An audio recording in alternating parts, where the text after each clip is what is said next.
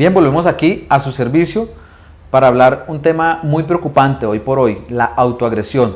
Para desarrollar este tema estoy hoy en la compañía de la doctora Lida Marcela Lozano. Ella es psiquiatra y es especialista en psiquiatría infantil. Doctora Lida, muchísimas gracias por aceptar la invitación. Con mucho gusto, Javier. Bueno, doctora Lida, ¿qué es eso de la autoagresión? Bueno, mira, la autoagresión es cuando un individuo se hace daño de manera física a sí mismo. Entonces, las formas más frecuentes de autoagresión son a través de cuchillos, a través de vidrios, con los cuales se realizan cortes en las muñecas, en los antebrazos, en las piernas, en cualquier área corporal. También podemos ver autoagresiones un poco más bizarras, como personas que comen vidrios o personas que se introducen objetos por debajo de la piel, tipo nodrizas, ganchos de ropa, subcutáneos. Otras formas de autoagresión son ya más infrecuentes a través de ahorcamientos, pero sin una intención letal, ¿no? O otras formas que se presentan frecuentemente son quemaduras con cigarrillos. Hay personas que se apagan los cigarrillos en las plantas o en las palmas o incluso en zonas más sensibles del cuerpo. ¿Hay alguna edad promedio en la que se presente esto en las personas? Mira, eso se puede presentar en cualquier edad, ¿sí? Las autoagresiones son muy frecuentes en las personas con retardo mental, pero en personas con coeficientes intelectuales normales también se ha visto últimamente la autoagresión en aumento, ¿sí? La característica principal es la dificultad en el control del impulso, es decir, en el freno, en el que me dice, yo tengo intención de, pero hay algo que me dice, no lo haga, ¿sí? Entonces yo puedo tener mucho calor y querer acá abanicarme, pero no es lo adecuado, ¿sí? Entonces ese no es lo adecuado y ese, si no lo puedes hacer en ese momento o no lo debes hacer en ese momento, no es contemplado por las personas que se autoagreden, sino que simplemente ceden a sus impulsos y si el impulso le dice hágalo, cojo una cuchilla o desarmo la máquina de afeitar y me autoagredo. En las personas que no tienen retardo mental, lo que más frecuentemente encontramos que nos dicen es nuestra manera de manejar el dolor emocional. Entonces ellos dicen, es muy difícil manejar el dolor emocional y a través del dolor físico lo quiero manejar. Y como les digo yo mucho a mis pacientes en consulta, ese manejo aparente del dolor les dura unos segundos, mientras se distrae el dolor emocional con el dolor físico. Pero al cabo de unos minutos y a las horas y a los días, cuando ven sus cuerpos llenos de cicatrices, pues se dan cuenta que efectivamente no es un método que sirva y lo que están haciendo es dejándose cicatrices de por vida y sus problemas y sus conflictos siguen sin solucionarse. ¿Qué tan difícil es que una persona que tenga una conducta de autoagresión se acepte o acepte ese problema en él? Mira, cuando uno se hace daño a sí mismo, hay algo que no está bien, ¿sí? Muchas personas que ven el problema desde afuera tienden a catalogarlo por la vía más fácil. Entonces lo que dicen es que es emo, o es que está llamando la atención de los papás, o es que si se va a matar hágalo de una vez y no friegue más. Pero lo que hemos visto es que si hay un llamado de atención y si el adolescente está expresando algo, es porque algo le está pasando. Entonces, que probablemente ese no sea el problema, sino que esa es la manifestación de su conflicto o de su problema real. Entonces muchas veces la dificultad está en la comunicación. Estos chicos tienen muchas dificultades en comunicarse y en expresar lo que realmente les duele, lo que realmente está convirtiéndose en un problema para ellos y lo expresan a través de autoagredirse. Bien. Uno de los síntomas lógicos de la autoagresión es precisamente eso, dejarse algún tipo de marca desde el punto de vista físico. Pero ¿hay algún síntoma que deba poner en alerta a los familiares de esa persona como para que digan, esta persona puede llegar a una autoagresión? Sí, por lo general son chicos que tienden a estar aislados. Entonces, previamente tenían sus amigos, tenían un buen contacto social.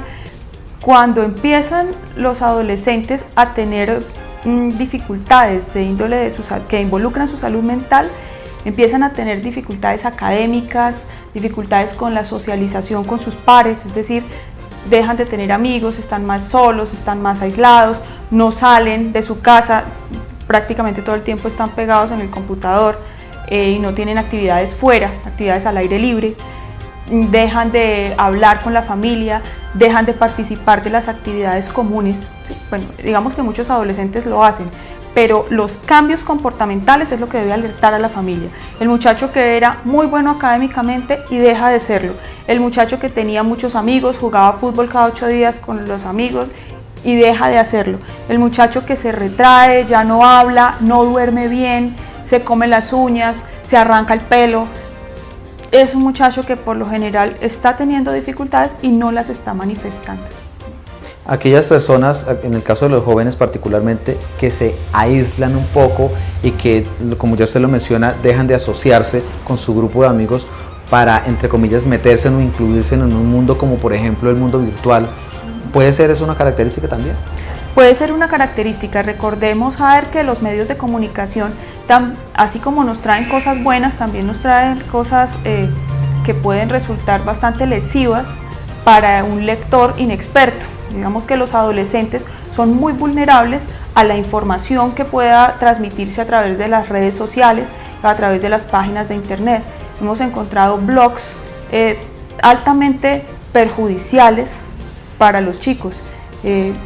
Digamos que eso también ha generado que ellos busquen alternativas de solución para sus molestias emocionales como la autoagresión. Hay blogs que hablan de ese tema. ¿Qué podemos mencionar frente a los factores asociados a la autoagresión? Bueno, dentro de los factores asociados en los niños y en los adolescentes, lo que más hemos encontrado es la ausencia de una o de las dos figuras paternas, ¿sí? Sea esa ausencia real o percibida por el joven.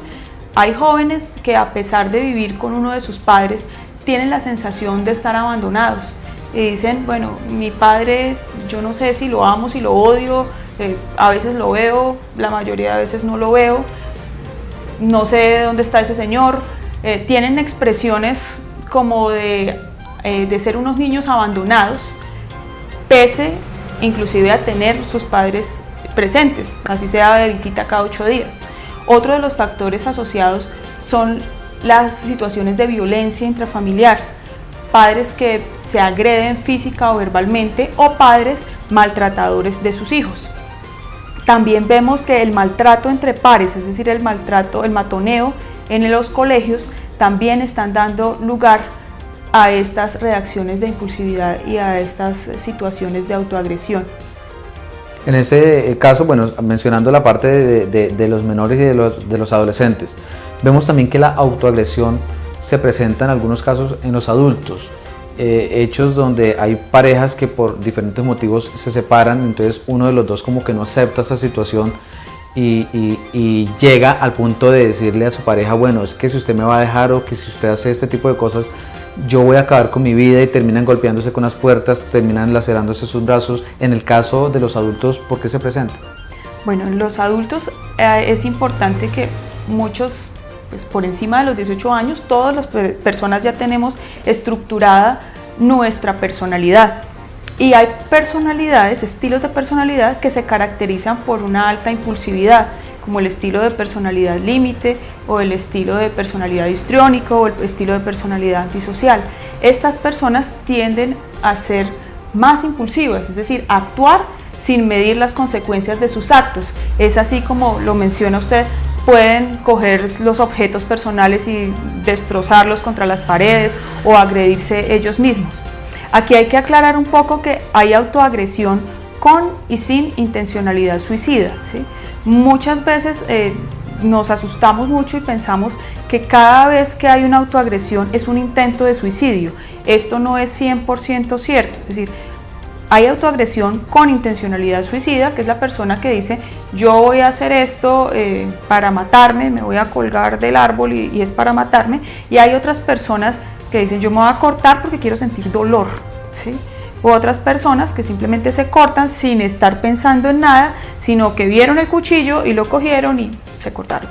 Entonces también hay que hacer la claridad de que existen esos dos tipos de situaciones. Doctora Lida, muchos consideran este tema de la autoagresión como una pataleta, ¿es considerado, se puede considerar como una pataleta de la persona que lo está presentando? Mira, yo pienso que esto es una señal de alerta. Es como la forma del adolescente de decir, tengo un problema, ¿sí? Algo me está pasando y no se puede banalizar la situación con decir simplemente es una pataleta. Hay que ver qué está sucediendo detrás de esto. A nadie le gusta sentir dolor, ¿sí?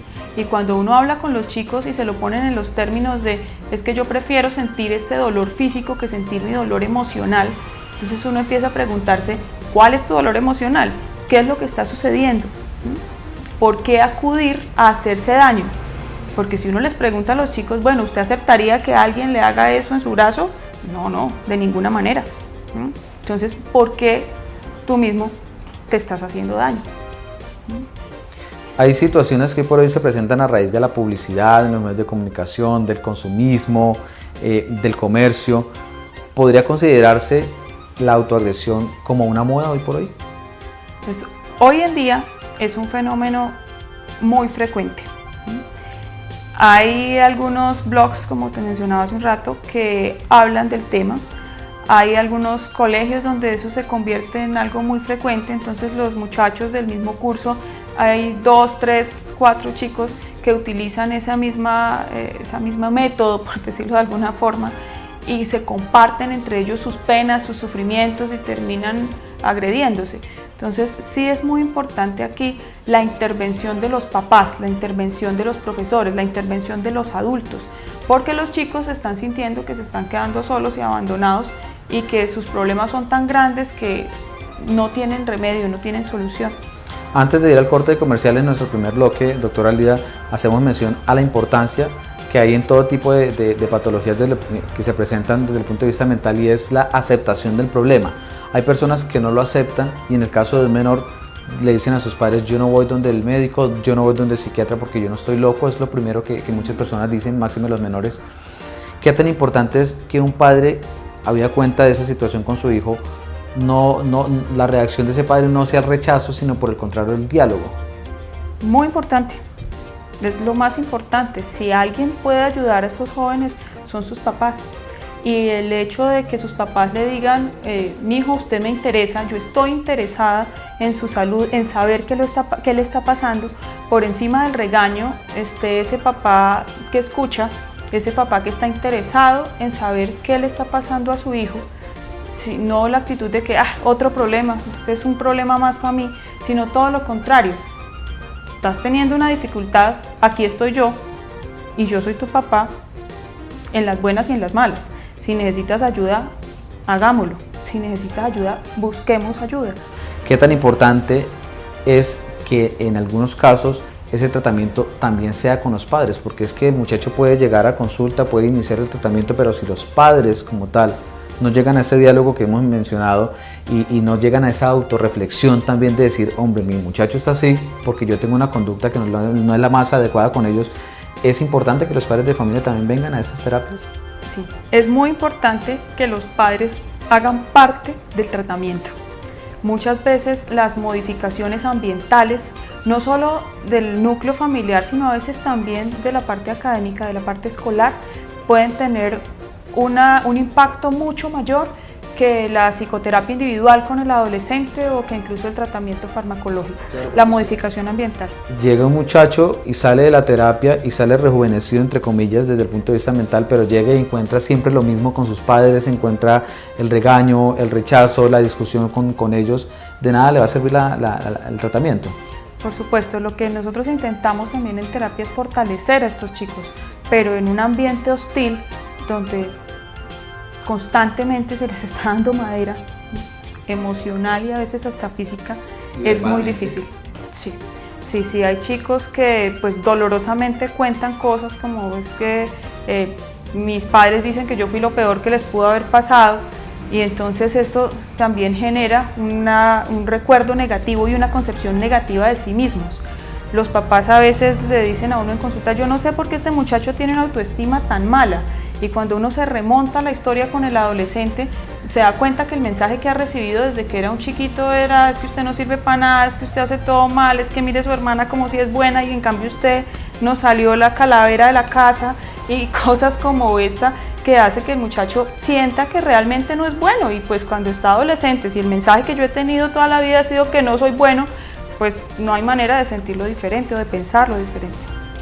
Ya para ir clausurando el tema, doctora Lida, ¿cuáles son las consecuencias que puede tener una persona, sea adolescente o sea un adulto, de no visitar al especialista? Bueno, cuando hay trastornos mentales mayores que no se tratan, pues en la edad adulta se van a manifestar en todo su esplendor, ¿sí? Por ejemplo, una persona con un trastorno depresivo grave que no se trate, la complicación más frecuente es el suicidio.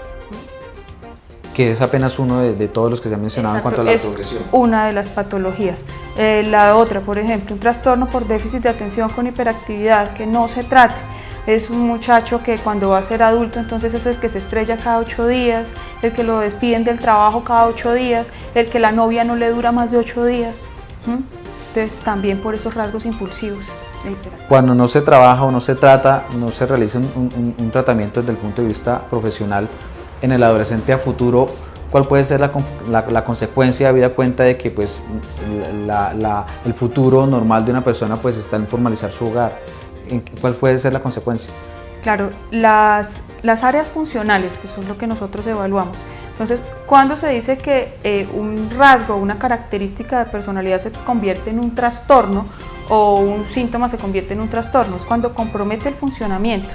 Entonces, en los niños y en los adolescentes lo leemos como el funcionamiento en el área escolar, colegio, el funcionamiento en casa con sus padres y hermanos, el funcionamiento con sus pares, con sus amiguitos del colegio, con sus amiguitos de barrio, pero en los adultos lo medimos a nivel laboral, la capacidad de trabajar, a nivel familia, la capacidad de conformar una familia, de establecerse con una pareja, de tener unos hijos, de criarlos, el funcionamiento a nivel de interacción también con la gente de su edad, que pueda tener amigos, que pueda pertenecer a un grupo, que pueda practicar un deporte, es decir, que tenga una vida completa a nivel social y a nivel personal.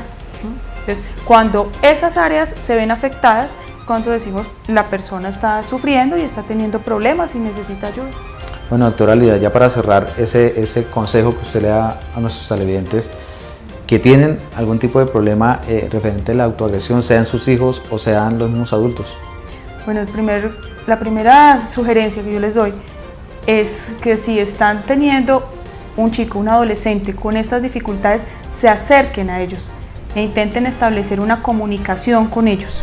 Con los adolescentes es muy difícil y más si no ha habido una buena comunicación en los años anteriores, llegar a la adolescencia y querer acercarse es difícil.